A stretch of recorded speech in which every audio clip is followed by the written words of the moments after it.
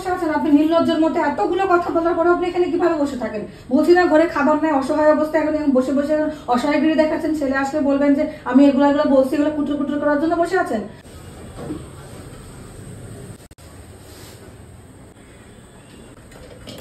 একটু খাবার খাওয়ানি বৌমা, একটু খিদে লাগিছে।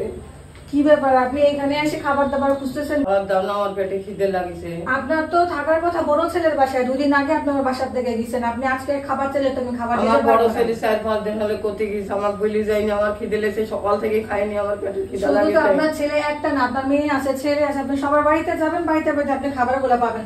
আপনি কেন, আপনাকে 3 ছেলে মেয়ে ঘরে কিন্তু 1 মাস করে ভাগ করে দেওয়া হয়েছে। আপনি আমার বাসায় 1 মাস থেকে গেছেন।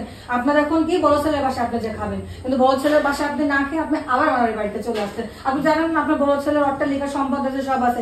আপনার জানেন না এই ছেলে অনেক অভাবী, এই ঘরের ভিতরে খাবার দাবার কম থাকে। আপনি এসে সবসময় খাবার দাবার চাইলে তো আমি দিতে পারবো না, আমার নিজেদের পেটে খারাপ খাবার জুড়ে না। আপনাকে কেন আমি খাবার দিব বলেন তো?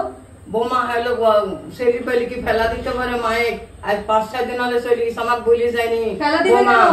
ফেলা দিয়ে নে তো আমার ছেলে দিবি, আমার মুখের দিক টাকা খাতে দিবি। আপনার সময় হবে তখনই খাবার দেবো, কেন আপনার ছেলে ফেলা দিবে? আপনার ছেলে অবশ্যই খাতে দিবে, যখন সময় হবে 1 মাস পরে ঠিকই আপনাকে খাবার দেবো। কিন্তু এখন আপনার 1 মাস থাকার কথা আপনার বড় ছেলের বাসায়, আপনি ওখানে যে খাবেন, আপনি এখানে তো আসতে পারেন না।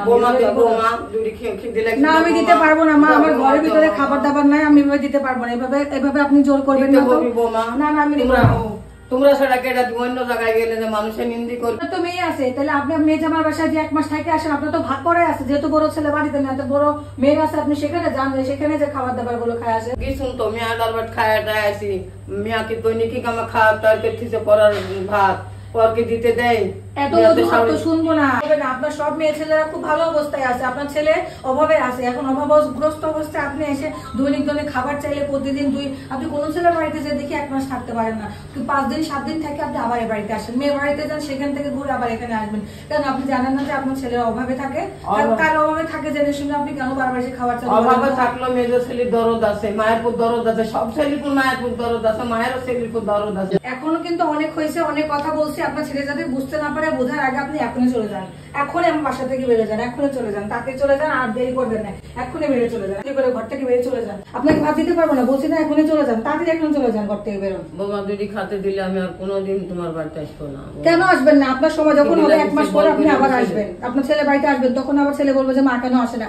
আপনি এখনই জলদি জলদি করে বেরোন, আমার কাজ আছে, এখন আমার সময় নেই আপনার সাথে। এখনো আপনি বসে আছেন, আপনার কোনো লজ্জা শরম বলতে কোনো কিছু না। আপনি এখনো বসে থাকেন কোন কারণে? যান এখান থেকে, বেরোন, তাড়াতাড়ি বেরোন, বেরো চলে যান এখান থেকে। বোমা দুটি খাত দিলে আমি চলে যাবো, কোনোদিন আমি দিতে পারবো না। দেখছেন না যে খাবার দাবার, এখন তাড়াতাড়ি চলে যান, আপনি এখন থেকে চলে যান। খাত দাও, আমি কোনোদিন আর তোমার বাড়িতে আসবো না।